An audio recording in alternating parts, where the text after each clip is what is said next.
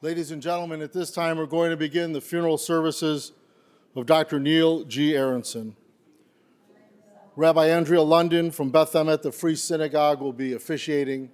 We welcome those of you who are joining us online. And for the people here, I know the family appreciates your presence during our first Chicago snowstorm. Please take a moment to be sure that your cell phones have been turned off, not to disturb the sacred funeral ceremony. And at this time, we're going to begin the service.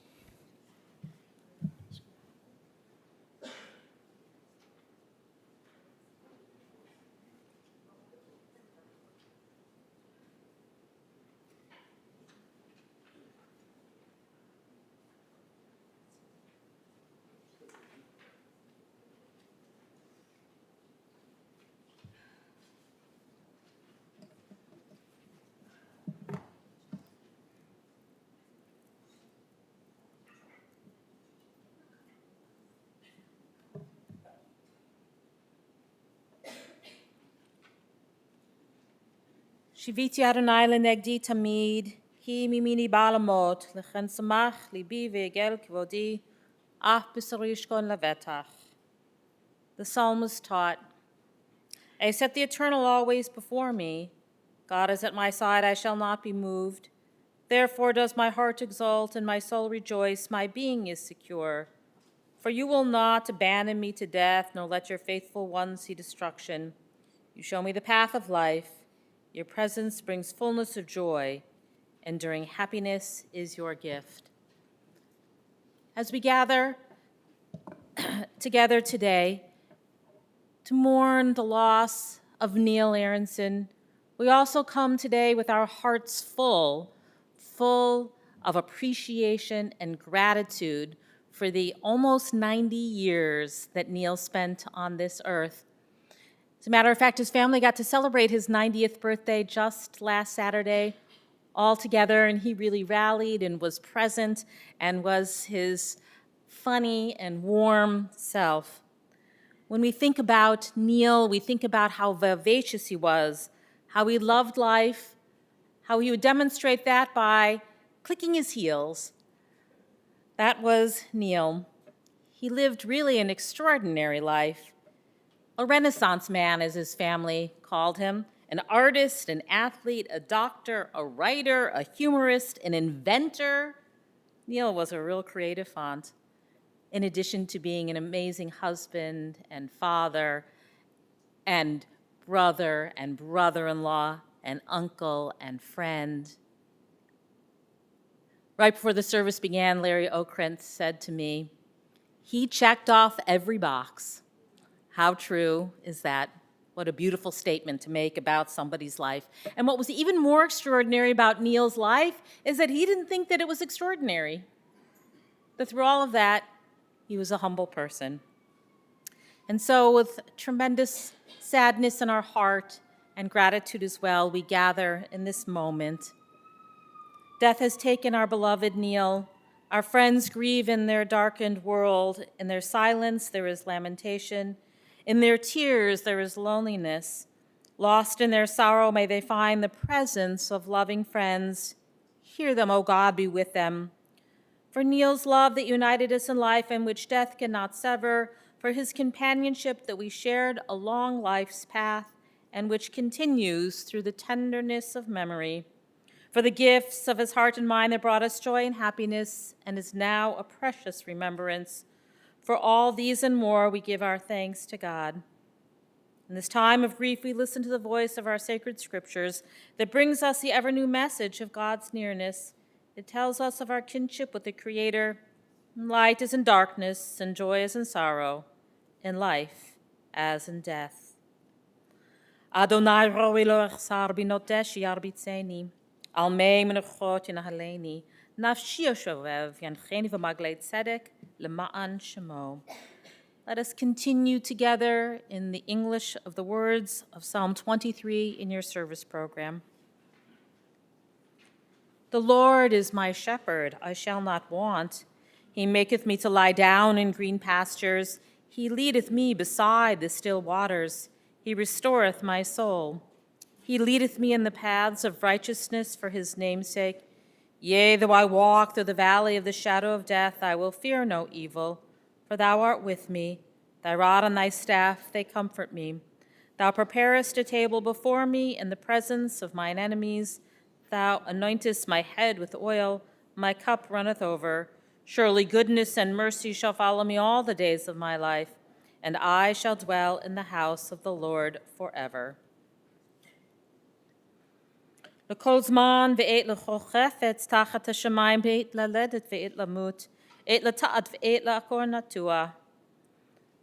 For everything there is a season, a time for every experience under heaven, a time to be born and a time to die, a time to plant and a time to uproot what is planted, a time to tear down and a time to build up, a time to weep and a time to laugh, a time to grieve and a time to dance, a time to throw stones and a time to gather stones, a time to embrace and a time to refrain from embracing, a time to seek and a time to lose, a time to keep and a time to discard, a time to tear and a time to sow, a time to keep silence and a time to speak. And now we take these precious moments together to speak about the life of Neil Aronson. There are members of his family and friends who would like to share reminiscences as we remember Neil. We'd like to begin our eulogies with his daughter, Marilee Aronson.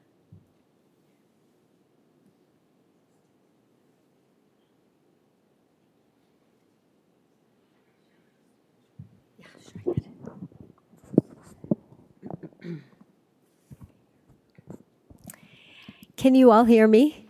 Okay, yes, okay, wonderful. Bear with me, this is one of the hardest things I've ever had to do. Okay. So first we want to thank those of you here for braving the elements today. More on that to come. We want to thank all of you online, and there are many, many people for the live stream who are with us in spirit. And we want to acknowledge our gratitude from the bottom of our hearts to the many of you, including my dad's niece and her husband, who were planning on flying in for the service and for Shiva, but whose flights have been canceled and grounded. What I'm about to share is the product of a collective effort between my sister, mom, aunt, and niece. We weren't sure who'd actually be able to speak it today. A special thank you to my sister, who not only helped with the eulogy, but has been nonstop these past few days, tackling endless details, making the spectacular video, and attending to our mom's and my health. This is a very sad day. So many of us loved Neil, Neilio, Dad, Grampy, Daddy-O, Uncle Neil, Dr. Aronson, Doc A. You get the point. He was a lot to a lot of people, and we will miss him terribly. But we are also here to celebrate because our dad had a beautiful, rich, and meaningful life. And he blessed us with his presence. I still can't believe I'll be talking about him in the past tense. We have to begin with Neil and Evie's relationship of 61 and a half years. Most people who knew Neil knew Evie. This is because they simply fit together. They met in Chicago when Neil was 28 and Evie was 25. Our aunt, who vetted all my mom's dates, was shocked when such a knockout came to the door. When they met, my dad was a freshman in medical school, and my mom jokes that her initial thought was, I feel sorry for the girl who ends up with that guy. But that was far from the truth, because it was love at first sight, and they were soon engaged. At that time, 25 and 28 were pretty old to be single. So when they told their parents they'd marry in about a year, all parties involved said, why wait so long? They were married 6 months after their first date. Our parents were and will always be soulmates. They had a genuine partnership. They were alike in many ways: their care for the world, devotion to family, love of community, and work with children. They both had an extraordinary way of truly seeing and bringing out the best in everyone they met. Rosy and I grew up thinking everyone was like that. And yet our parents were also very different. Mom has tended to focus on the inner world of needs, feelings, and philosophical reflections, and Dad more on the outer world of experience and adventure. Mom has tended to lean in the direction of seriousness, and Dad always injected a good dose of humor and levity. Mom often says that Dad lifted her up and she brought him down. But in reality, she filled his life with meaning, depth, and purpose, while he kept things exciting with his curiosity, mischief, and passion. Witnessing our parents' love and respect for each other and their level of devotion has been among the greatest gifts of our lives. Their love has been undaunted and rare, and they cared for each other until our dad's last breath. Mom, there are no words to express our gratitude for the patience, tenderness, and ferocity with which you cared for Dad these last few years. And much of what kept Dad going was his desire to remain by your side.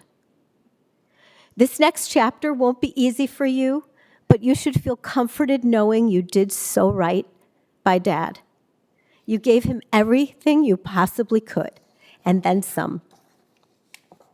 Devoted is a great word to describe my dad as a father and grandpa as well, along with loving, playful, and engaged.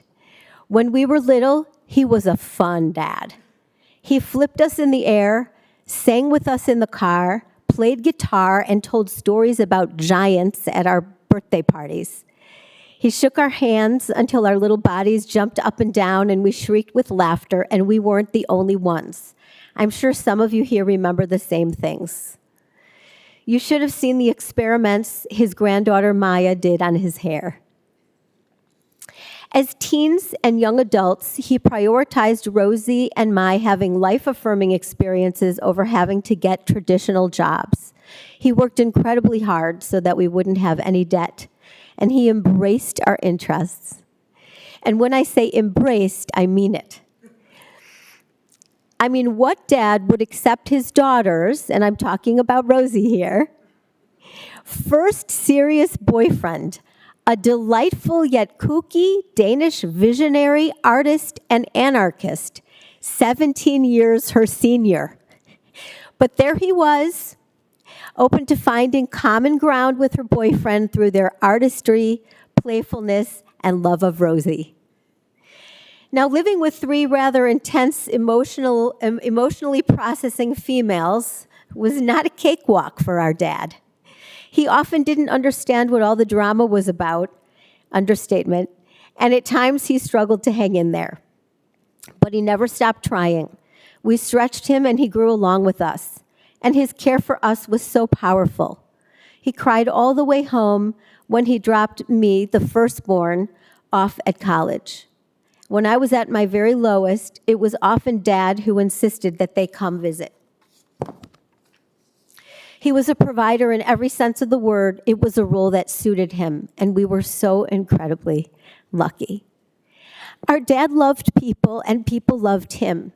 He was a family man. We could say so much here, but I'll try to be brief-ish. His commitment to his parents, Jewel and David, was unwavering. And to his in-laws, Nettie and Sam, well, some might call it heroic. You might hear more about that in a few minutes. He delighted and adored his son-in-law, Kim, and took him into the family from day one. The two of them became fast friends, and for decades shared their love of coffee, bagels, books, creativity, Copenhagen, conversation, and laughter. And oh my God, there could not have been a prouder grampy of his incredible granddaughter, Maya. She was the apple of his eye, and he relished watching her blossom. Maya and her boyfriend, Jonas, were the last two people to receive our dad's famous handshake only a few days ago. I'm so glad that my dad got to know my partner, Guillermo, over the last decade. We enjoyed trips to Pilsen, lively conversation about world politics and life, fine dining, DC outings, and hanging out in the living room. Guillermo, you have been a spiritual anchor for our family, and my mom says you complete us. In a conversation not too long ago, asking Dad about his closest friends, he answered without blinking an eye, his brother Lenny. We are so grateful to you, Lenny, for being there for Dad in recent years. Your connection has always meant so much to him, even before you were in as close contact as you've been recently. Our dad also enjoyed fantastic and fun-loving relationships with our Aunt Marlene, Auntie Leanie, and Uncle Ed. Marlene simply got our dad. They shared that humorous spark and adventurous spirit. When Dad and Uncle Ed were in the room together, it wasn't long before we'd all be rolling on the floor from the sheer force of their wit. Our extended annual visits with Marlene, Ed, and their kids, Kimby and John, in both Hawaii and Chicago were highlights of my dad's and all of our lives. We were so lucky to have our eccentric Aunt Sheila, our dad's sister, and our super cool and hilarious older cousins, her kids, who have traveled the world and inspired us endlessly. How amazing is it that at this very moment, Jennifer, Brian, and Pam, our cousins, are scattering Sheila's ashes on the very same day her brother is being buried in California. Our dad's circle of love, impact, and admiration extended well beyond his immediate family. He enjoyed countless holiday gatherings, think Hanukkah white elephants and Passover seders, annual picnics, and milestone events with his extended family, and had close relationships with many cousins and relatives.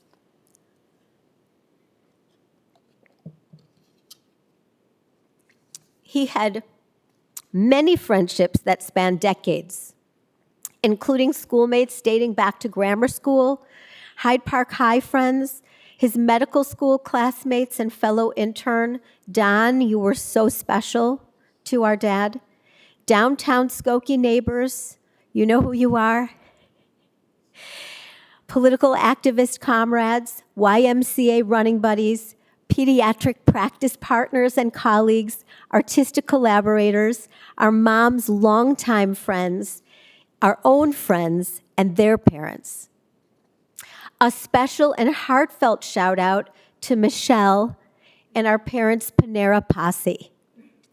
Panera has been our parents' place of culinary and spiritual nourishment these past few years. You have been their saving grace. What a blessing. Our parents' circles have run wide and deep. Each and every one of you, whether here today live or online, here in spirit, or living on in their hearts, and there are many, matter more than words can say. We could never do justice to our parents' ever-expanding circle of love. Now, of course, we have to highlight my dad as Doc A. Dad was a beloved pediatrician for 35 years. Talk about a role that suited him. He was crazy about his patients. They brought out the child in him, and they loved him. How many children look forward to going to the doctor?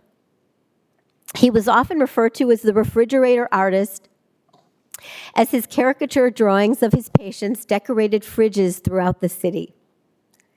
He wrote a memoir about his experience as a pediatrician called That's My Belly Button, because he used to point to some of his little patients' belly buttons and ask, "What's that?" He got such a kick out of their answers that they inspired the title of his book. Countless patient families expressed their gratitude to our dad in random encounters until his last days.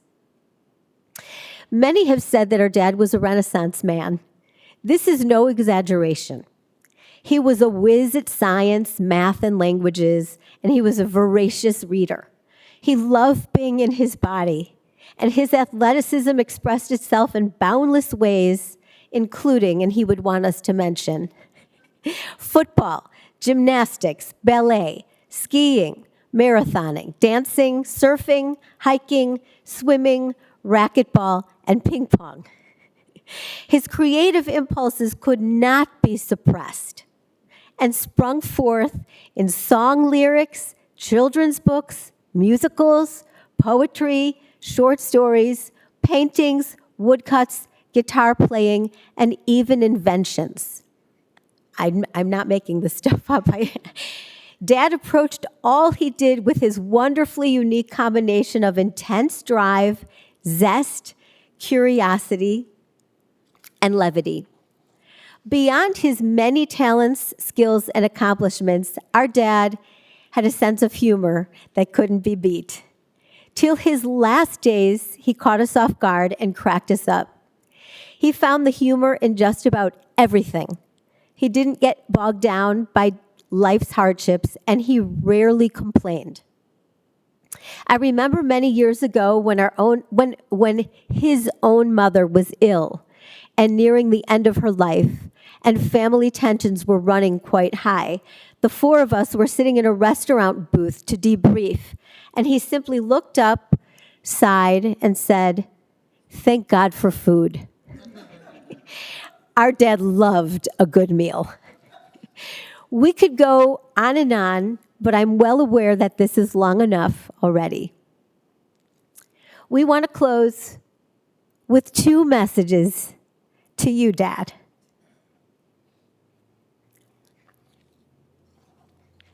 First, you had many natural talents, but you drove yourself very hard.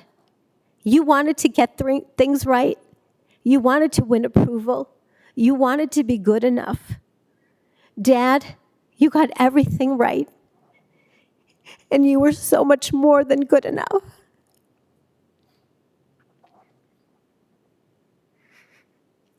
And second,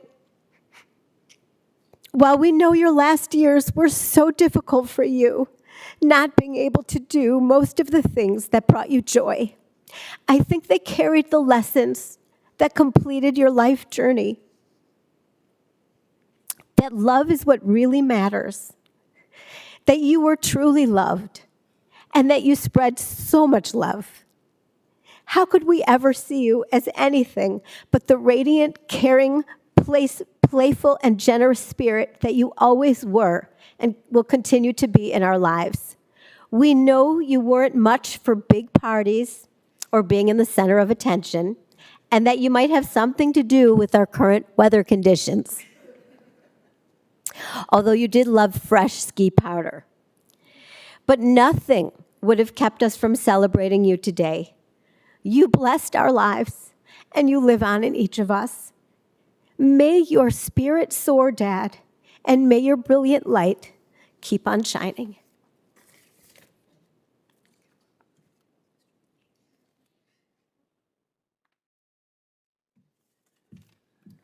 Takes a lot of courage to follow Marilee, because that was a beautiful recollection.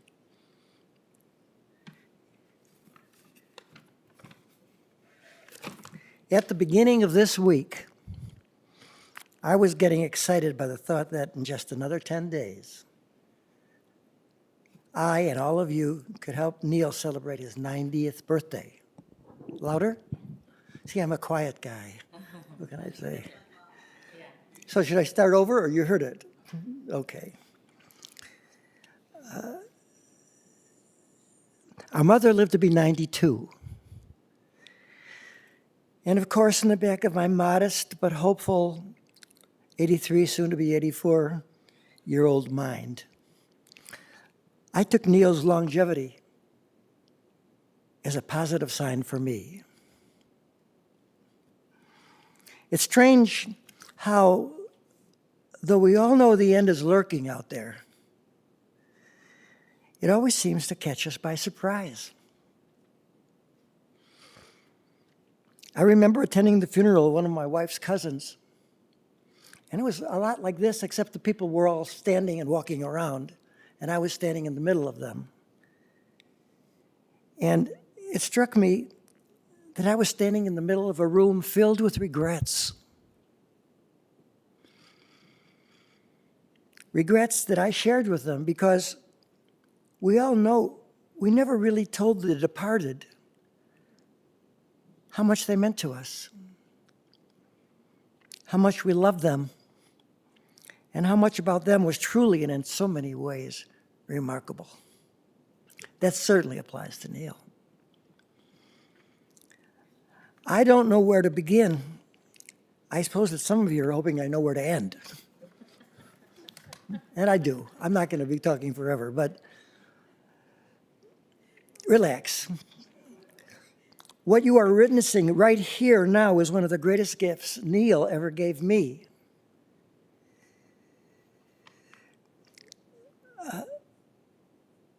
The greatest gift Neil ever gave me, a bunch of books he was reading about language. I read them all, and especially remember Romantic Stories by Wilfred Funk. That last name just is hard to say. I didn't truly appreciate those gifts until several years later when I went off to college, took an admission test, and was skipped right out of freshman English. So thank you for igniting my interest in language and in words. One great thing Neil and I did together was almost every night we'd get together in the kitchen and wash and dry the dishes. My mother was a real homemaker, and she saw too good at victims or partners that could do that. The best part of that was we'd sing together as we worked. We'd sing together as we worked.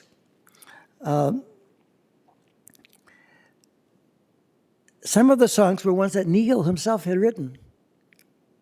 So he was starting very young. I mean, he was 6 years older than I was. So I was maybe 6 years old and he was 12, but he already was writing songs. I might say he taught me right then and there in the kitchen how positive it was to sing your way through tough times. I remember how one summer he went to work up in Nippersink. I couldn't believe that I remembered this.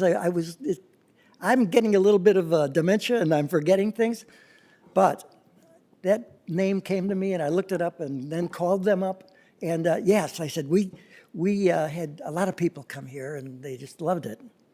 It was a lodge and a golf course, I guess. And that season, he returned home with a black 1936 Chevy sedan with running boards, just thick enough to support a mobster with a Tommy gun, which is what it looked like. It really looked like a mafioso car, but it was the first car our family ever had, as far as I knew in my young mind. And Neil brought it home and made it possible, and it made a big difference in our lives when we suddenly had a car. The fact is, when Neil was young, he was rather small. Are you having trouble hearing me in the back? Yeah, maybe I put it right on the mic. I'm sorry. The fact is, when Neil was young, he was very small. Hello, Michael, one of my favorite big guys' friends. In fact, his schoolmates had given him a nickname. They called him Chick. And that must have bothered him.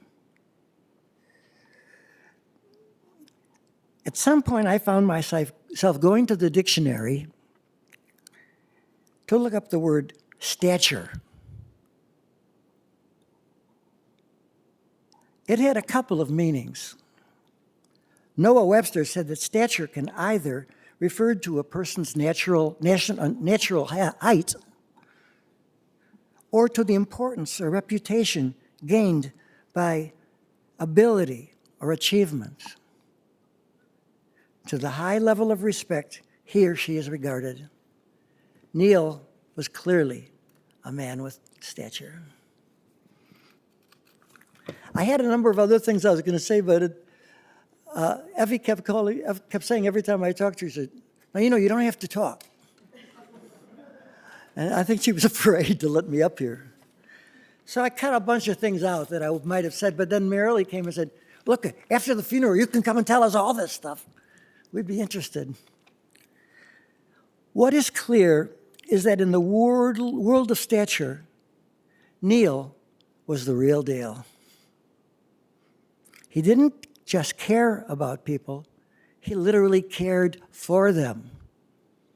Starting with little people, but carrying it forward to everybody else. As a pediatrician, he made that his job. The best brother I ever had. And this is my abbreviated remarks. And I'm so happy to be able to be here. I love Neil. He was great. And there's so much more I could say about him, but I don't want to make anybody uncomfortable. So thank you. Thanks for coming, and thanks for recognizing what a remarkable man Neil was. I'm really sorry I can't be there in person. I'm pretty far away on the other side of the globe. When I first met Rosy, all I knew about her dad was that he was a pediatrician. The first time I actually met Neil and Evie was at O'Hare Airport in 1994, right around the time that Neil turned 60. It's close to what I am right now. Back then, you could pick people up at the gate. So as me and Rosy turned from the airplane onto the gate, Evie and Neil was waiting for us. I remember I was really nervous, but it was such a relief to see that Neil was nervous too. As we greeted and walked towards the car, I practiced my broken English, and I remember Neil was very patient with me, and that was really nice. As we sat in the car and drove towards their house, Neil and Evie in the front seat, they seemed to not really know where they were going, looking around, pointing at the houses. Finally, they found their house and we pulled into the big driveway. The house was big, I remember, but I don't remember much else because we quickly speeded past the house and out to the road again. And then they all laughed. It was then I realized that Neil was making a joke, pulling up to what I assume was one of the biggest houses in the neighborhood. This was my welcome into the family. I learned that day that laughter was a daily medicine in the Aronson family, and I fit perfectly into it. Neil just loved to make people laugh. The funny thing was that the joke was really on them, because once we arrived at the actual house, I was really impressed. Neil was indeed a pediatrician, but what I learned later was that Neil was so much more. I fell in love with his art the first time I saw it. The way he put paint on the canvas was so deep and insightful. And via his art, his painting, his writing, his poetry, and his children's book, I got to know another side of Neil, a sensitive and creative soul expressed in art and beauty.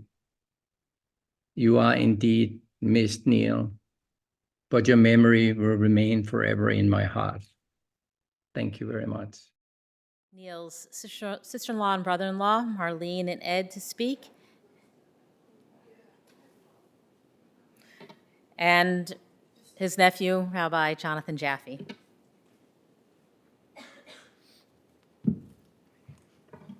I have a loud voice. Don't worry, you'll hear me. I just wrote these quickly because I thought there were notes for the rabbi, but I'm just going to read what I wrote. I loved Neil probably from the first moment I saw him. And I saw him first. He was just so handsome, I thought my sister would reject him out of hand. I usually described her previous boyfriends by the animals they reminded me of. And none of them were cute, from a cute or cuddly species. But Neil was movie star good looking, with a wit and a personality to match. It was love at first sight. He was full of life, and he pursued every endeavor with amazing talent, energy, and zeal. Let's see. He painted, wrote poetry, prose, and plays. Schmaltz was one of my all-time favorites. It really cracked me up. He could play the guitar and sort of sing, not his strongest point. He was an athlete and even ran marathons, which is a superhuman achievement to me. He was the most beautiful skier I have ever seen, and a master at charades. But I can't leave out his joke-telling ability. I swear he could tell me the same joke 100 times, and I always laughed. First of all, I never remembered them. But even when I did, I enjoyed his delivery and the pleasure he took in making me laugh. He always said I was his best audience. As far as his life's works as a pediatrician, he was the absolute best. Telling jokes, drawing caricatures of his kids. There wasn't and won't ever be another pediatrician like him. But here are the things that really meant so much to me. He loved my sister and Marilee and Rosy with a fierceness. Even when at times he seemed a little befuddled and upset about a situation, he knew things would work out, and the love between them would conquer every situation and span any distance. And he and my sister were true soulmates, to use another cliche or two. They were truly joined at the hip. Sometimes I actually thought of checking for the surgical hookup between them. I could go on, but there is something I have to say and to thank him for.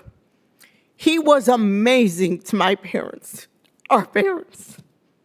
They practically lived in his house. He would come home from a long day taking care of patients, and my parents would be there.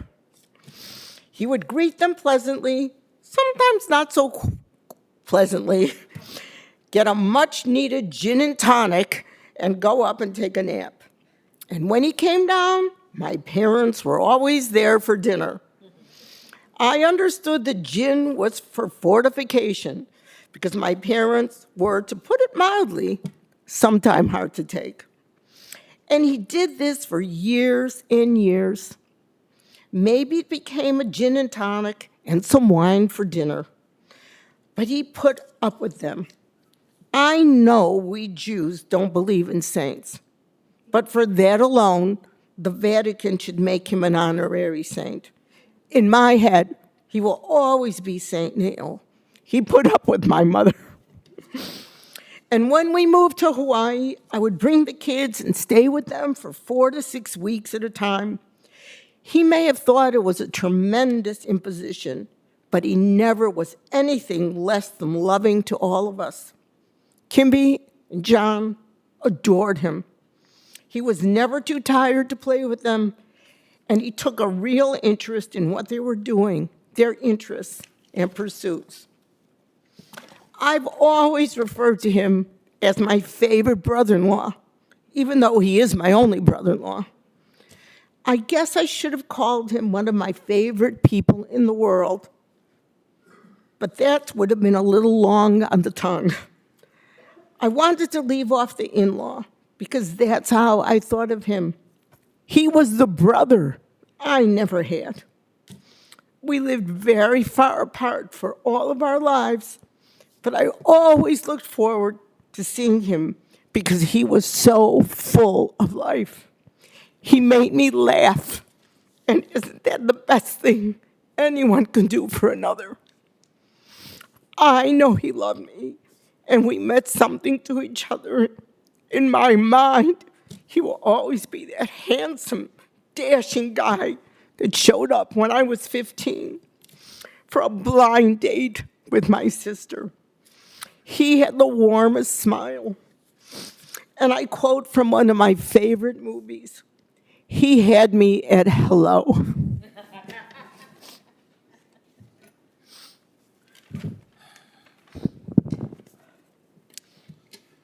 My brother-in-law, Neil, was a wonderful person.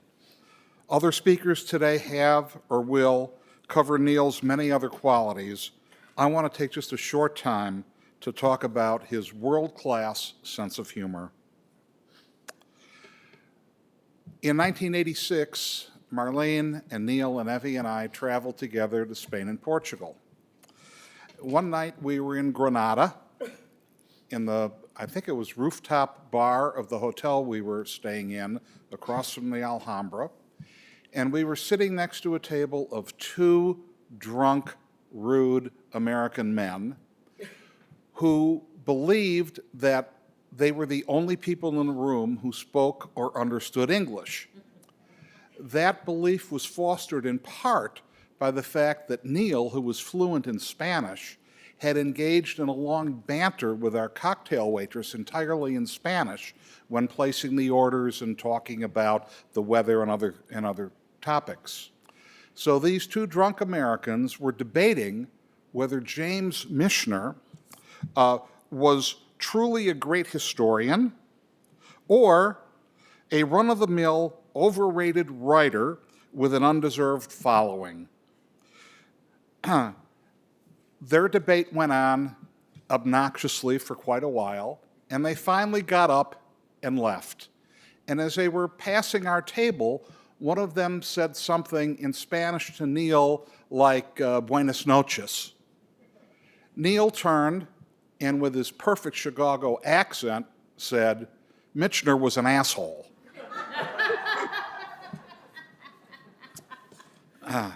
Final story.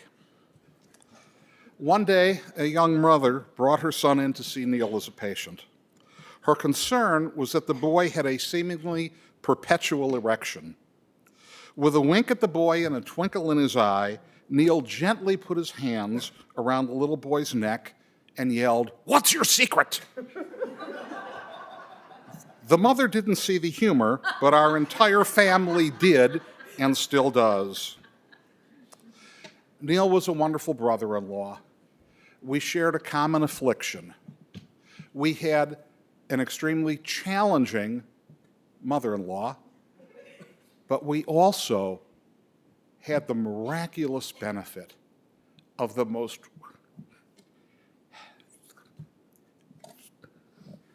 wonderful, caring, and beautiful father-in-law in the history of the world.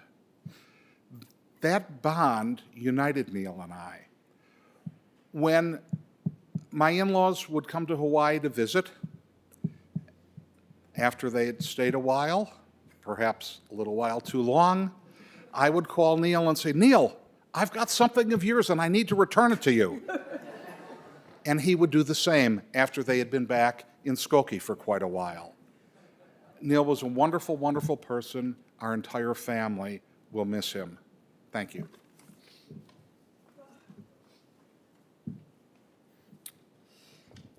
My mom asked about an hour ago if I wanted to add any words. But seeing as how my father has already hit the Jaffe highlights of swear words and sexual organs, that I figure I can't really do much wrong. First of all, I just want to acknowledge that I know that my sister Kimby and brother Lawrence would really want to be here. I know they're watching right now online, but that their plane was not able to come in, and so I speak on both of their behalf. You know, I have so many memories of coming to Chicago as a young child, and I have both these incredibly happy memories, and I have memories in cemeteries. I have memories of great aunts and great uncles, and then grandparents being laid to rest. And now here as a middle-aged adult coming here and being with all of you as we lay Neil to rest is surreal. And I think we should all just agree not to do this for a long, long time again. But this is part of this narrative in my head of visiting Chicago at these touch points again and again. I was so glad this past summer to be able to visit Chicago with my kids and my wife and have them spend time with Evie and with Neil and get to visit some of the sites. My mom lovingly pointed out the corner of the street where Neil and Evie would make out behind the house, and where she would watch them from her window. This week's Torah portion, Vayera, tells the story of Pharaoh and the beginning of the story of the 10 plagues, and tells the story of, again and again, the hardened heart of Pharaoh, that despite all of the pleas of the Israelites and the beginning of the plagues, that his heart is repeatedly hardened. And our commentators, they speak on this and they try to understand what this means. They say that when someone shows indifference the first time, it's hard. But the second time, it's a little bit easier. And the third time, even easier. And after some time, the heart becomes calcified, and it just becomes what you do. But on the other half, there are those people who continually melt the hearts of others. And you do one act of kindness, and you make one person laugh, and you make one person smile. It becomes just a part of who you are. So I think of Neil not just as to you a father, to me an uncle, as a doctor, but as a professional melter of hearts, and someone who just made everyone feel so comfortable and so at home, and felt so close to him. Just a couple of my memories, I remember him drawing those caricatures that he would do for his patients, he would do for my sister and I when we came and visited. I loved to sit at his feet and hear some of the tall tales that we're sharing today. I loved his bad jokes. I loved playing ping pong with him. I loved studying with him the big cartoon of the naked skiers behind the ping pong table where I learned about the female anatomy. I remember hearing and reading about the Machu Picchu Choo Choo as one of my favorite book titles of his. I remember looking at all of the artwork hung in the house, and seeing it here today brings back such memories. Lastly, I remember the jokes, like many of you, but I may be the only one who can actually share a favorite Uncle Neil joke. My favorite Uncle Neil joke is the very short one of, did you hear about the guy that got the whole left half of his body cut off? The answer being, he's all right now. And so I want to say that Uncle Neil, that he's all right now. And I know that these last couple of years have been very tough, but I also would like him to know that we're all right now, and that these memories and these moments of heart melting in all of these years, that these provide so much comfort as we look back at him as such a kind man and such a wonderful uncle. Thank you.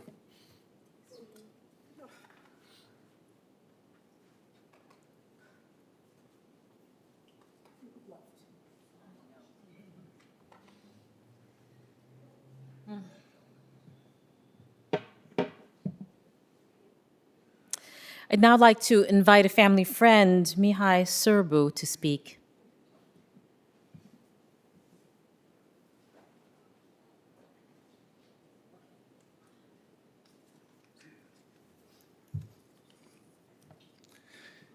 Can you hear me?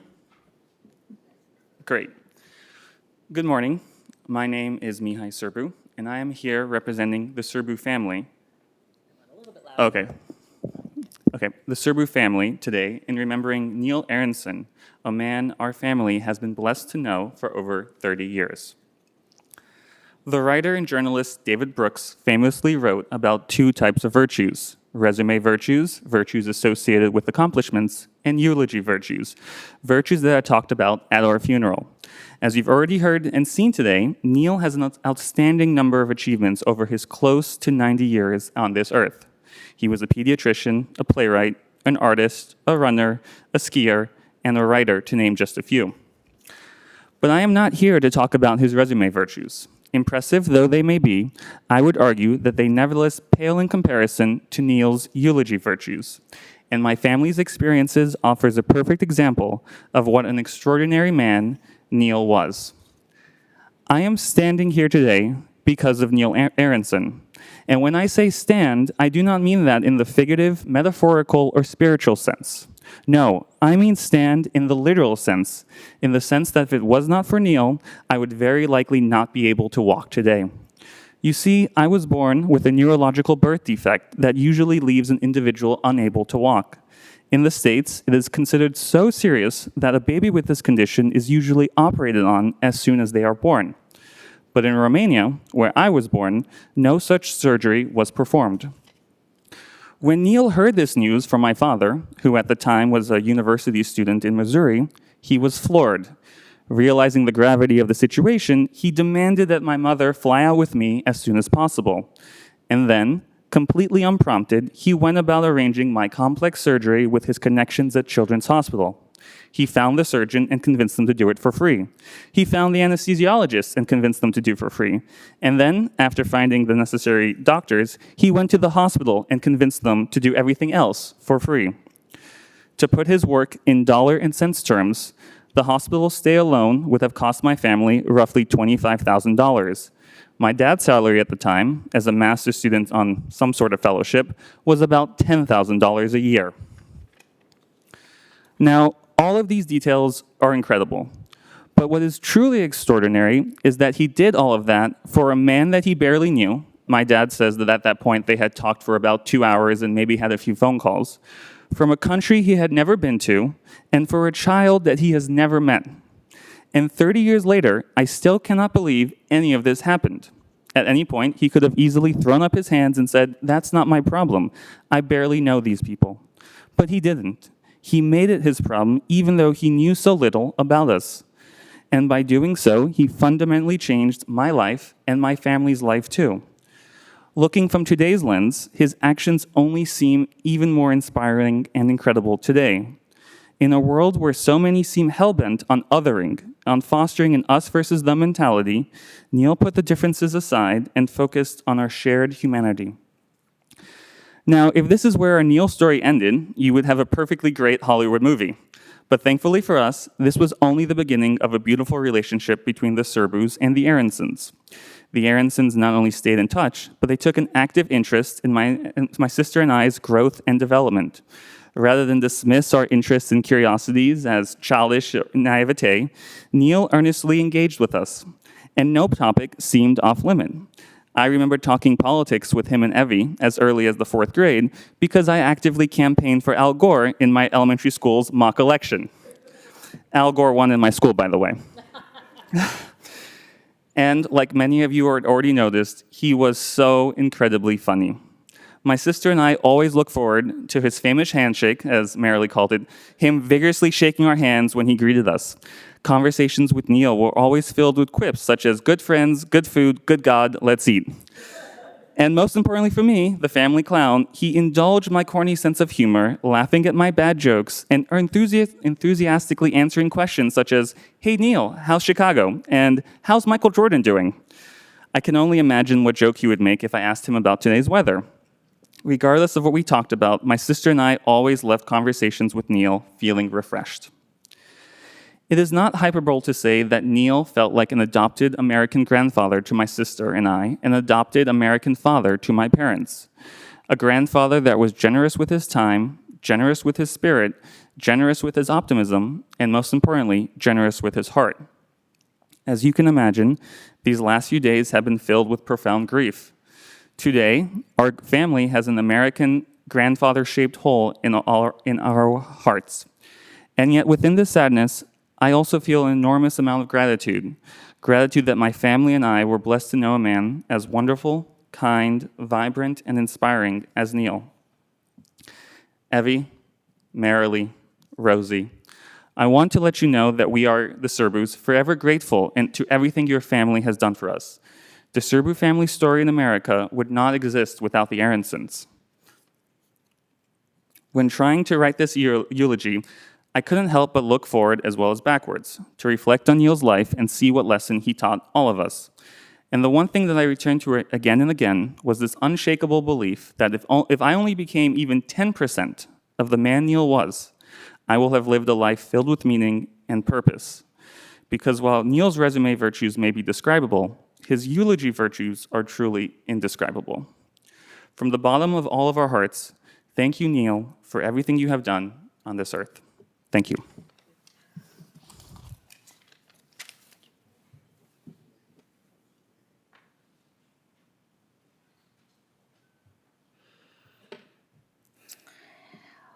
And now I'd like to invite Rosy Aronson to speak.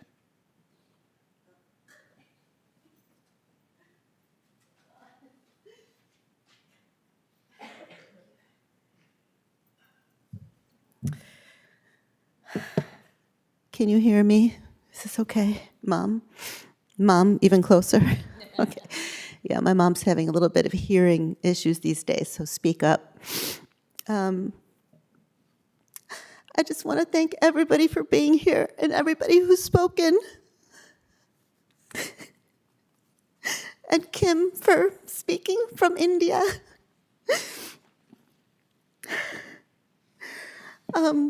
I wasn't even sure if I was going to make it to this moment, and I'm not sure how I'm going to make it over the next few minutes or weeks or months or years. But we really wanted our dad to have the last word today, because if anybody in this world is good at words, it was Neil Gerald Aronson. So as Marilee shared earlier, our dad wrote a memoir of his time as a pediatrician. And this book, which we totally recommend that you get, is rich with images and poetry and stories, some very silly and some profound. We chose just a few short passages from his book that we'd like to share with you all today, just to celebrate his passion for writing, his love of children, his unmatched humor, which you've heard so much about, and his utterly lovable spirit. I have no idea how I'm going to do it, but here goes, Dad. I hope that we do you justice. Okay.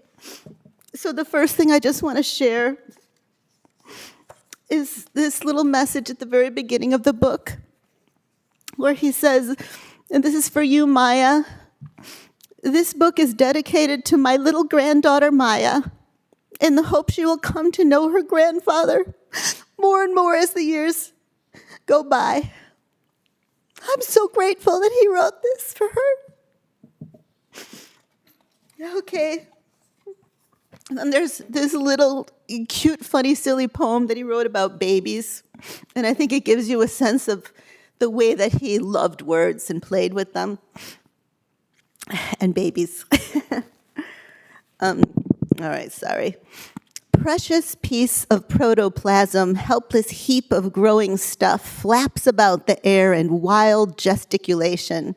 Button bounded by a belly full of gas and gurgle, every sight is pure delight to eyes that gape and ogle.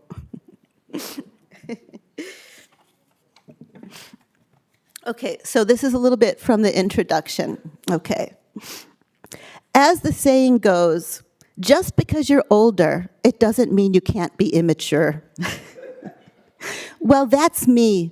I've been fortunate to grow older without growing up. And for that, I have only my patience to thank. You see, I'm a pediatrician. I liken my workaday world to a giant kind of amusement park. There are the visitors to the park, the little people, the fun house itself, my office, and the house of horrors, the hospital. Each day is like a trip on a roller coaster with all of the excitement, exhilaration, twists and turns, and ups and downs of a ride that leaves one thrilled, yet sometimes all too glad the experience is over. And there is the pageant of little people who parade through the amusement park in a never-ending stream, determined to endure or resist, to suffer or enjoy, excited and frightened at the same time. Over the years, my amusement park has seen its hodgepodge of little faces and little voices, and has given me enough anecdotes and vignettes, triumphs and tragedies to spin quite a tale. It's presented a kaleidoscope I wouldn't change for the world. And then it goes on, but I'm going to keep going. Are you all with me on this? Okay, this is going to be hard because it's kind of funny, and I don't know if I can deliver it in the way that he would. He was such a good speaker. He would always be the one who would show up at occasions and roast people and share his poetry and make everybody laugh.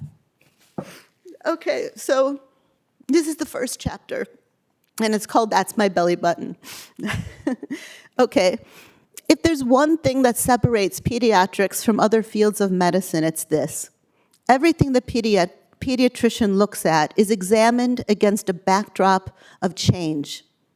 The sine qua non of children is growth and development, And when this does not occur, there's usually a problem.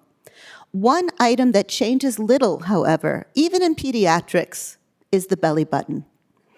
Once the umbilical cord has separated and the belly button has dried, it remains immutable, unmovable, and unnoticed. It is perhaps the most taken for granted part of our anatomy. So like so many things we take for granted, the belly button offers us opportunities. If we look closely, we will find the belly button to be a window to a child's personality. That's why I ask the following questions. Strange as it may seem, the following conversations really happened. Okay, so here we go. Marilee wants me to go like this. Okay, all right. What's that? Pointing to belly button, as if he didn't hear. What? Pointing again. That. Quizzically. This? Yes, that. What is it? You're kidding, right? No, I'm not kidding. Really, what is it? Incredulously. Come on, you know. No, I don't know. What is it? Triumphantly. That's my belly button, he guffaws. Okay, next one. What's that? Pointing to belly button. That's my neighbor. He probably meant navel. Hey, this is the next one. Is that your belly button? Pointing to silver shirt button overlying the belly. No, it's not. With assurance. It must be your belly button. Look, it's silver. It's got writing on it. Makes a face. Oh, you're silly. Emphatically. It must be your belly button. Look, it's on your belly. It's a button. Therefore, that's your belly button. As if to say you don't know what you're talking about. This is my belly button. Look, there's a tattoo on it. Okay, next one. Who gave it to you? Cynically. It was there all the time. Skeptically. No, it wasn't. You can tell me. Where'd you get it? At Kmart? There's the beginning of a sly smile. No. Then where? I got it from nowhere, giggles. I bet it was a birthday present. Pauses. Was it? Nah, it wasn't a birthday present. Getting second thoughts. Was it, Mommy? Okay, next one. Was it a birthday present? Silence. Was it? Was it? Says nothing. Can I have it? Turns head away. Can I, pretty please, with sugar on top? Almost tears up. It can't come off. Where'd you get it? Flippantly. At the gas station. There's gum on it. Where'd you get it? Puts on a serious face. From God. Where'd you get it? Matter-of-factly. I think somebody shot me. That's your belly button? Yep. What's it for? Nuffin. Nuffin? Yeah, nuffin. What do you do with it? Thinks for a moment. Take it off. And then what? Without hesitation, put it on again. What do you do with it? I take a bath with it. What's it for anyhow? I catch lint with it. Your brother got one? Yep. Your sister? Yep. Your mommy? Yep. Your daddy? Everybody got one. So who's got the nicest one in the family? The dog. Your sister got one? Yes. Your daddy? Mm-hmm. Who's got the nicest? Daddy. Why's that? Because you can stick your finger in it. Was that the last? No. Okay, almost done. Can I have it? No. Well, then can I borrow it? I'll give it back to you next time you come, telling me why.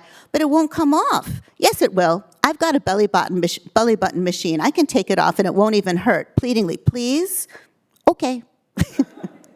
And this is the last one. Can I have it? Sure. Here. And he pretends to remove his belly button and hands it over. And here's a little picture. You'll see lots of pictures on these, but... Dad, we love you. We cherish you. You will live on in our hearts forever. Please read this book. There are so many beautiful stories, some of them very poignant, which Mihai just shared. And yeah, that's it for me for now. I made it through. Thank you. Thank you, Rabbi. Yeah.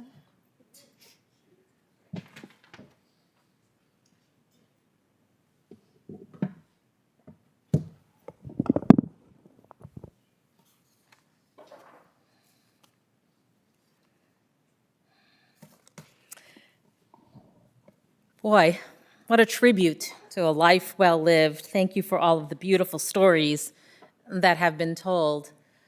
Just a couple things that I would like to say, since so much has already been said. But after Neil graduated from Hyde Park High School, he went to the University of Illinois in Chicago, which was at Navy Pier, sometimes called Pier. He got a degree in literature, and he also studied accounting. And then he went to Greenwich Village to be a songwriter. Then he sold insurance before he went to medical school.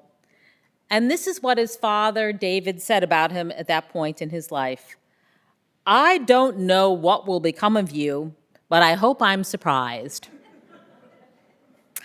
And so, to David, we hope that you are pleasantly surprised at the amazing son that you raised and the incredible life that he lived, as we have heard about today.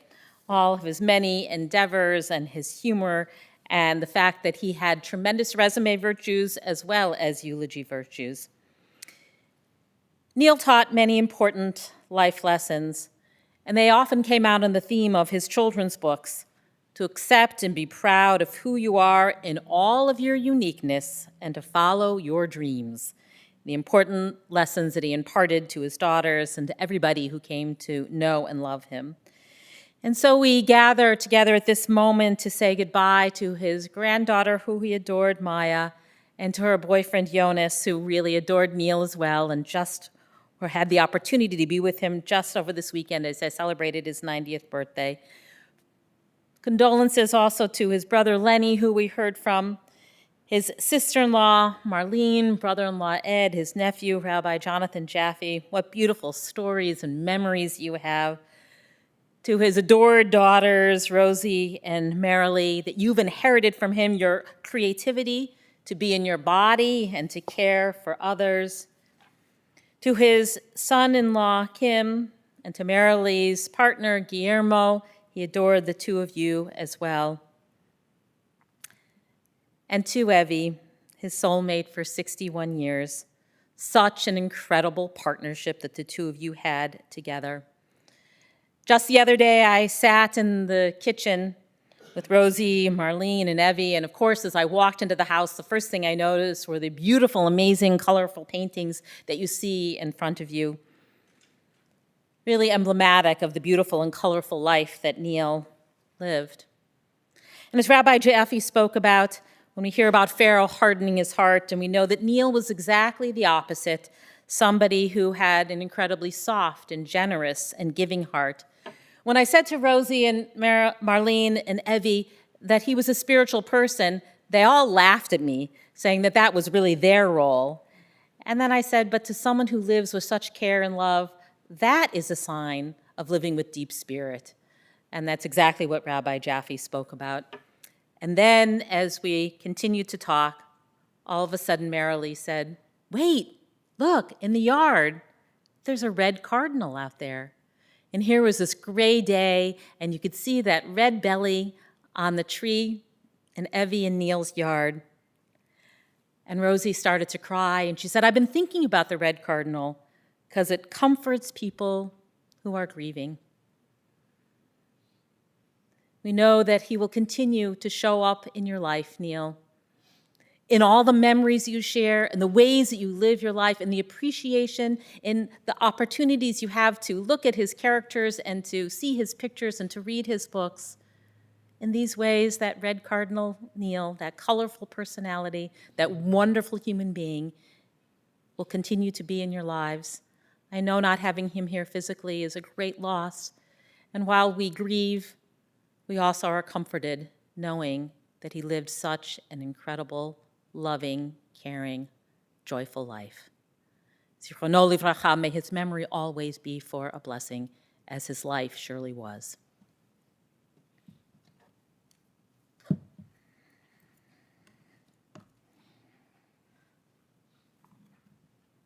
God, you give us loved ones and make them the strength of our life, the light of our eyes. They depart and leave us bereft on a lonely way.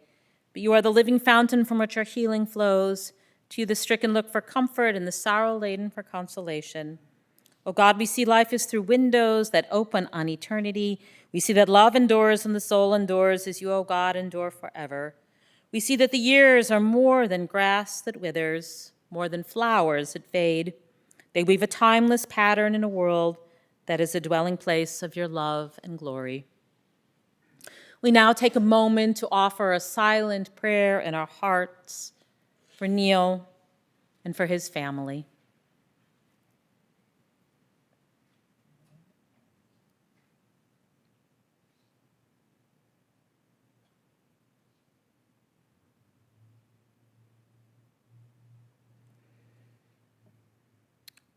I invite you to rise as you are able.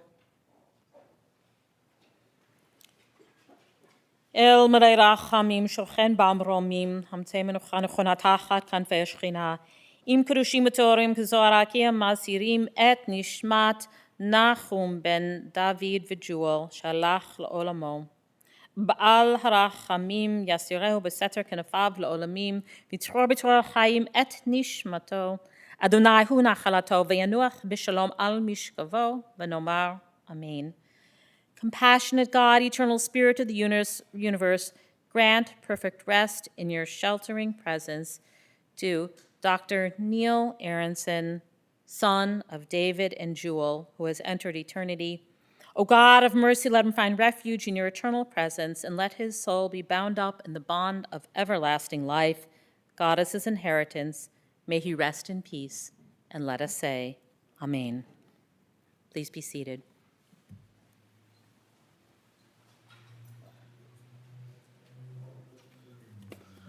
Ladies and gentlemen, the interment service will continue at West Lawn Cemetery, located at 7801 West Montrose in Norridge.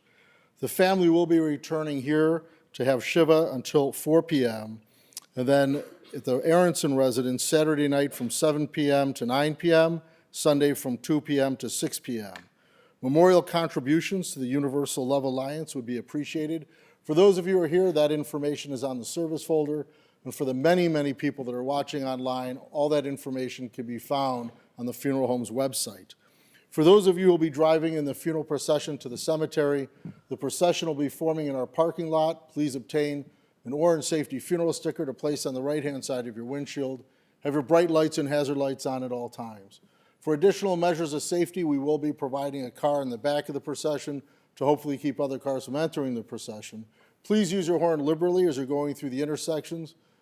And I implore you, please do not speak or text on your cellular phone while driving to the cemetery, especially today. At this time, I invite everyone to please rise and stand in place. And for anyone who has a strong connection or even a less strong connection to Neil, please come forward and you can serve as pallbearers. The family invites anyone who would like to do that. And the pallbearers would be just for here at the chapel.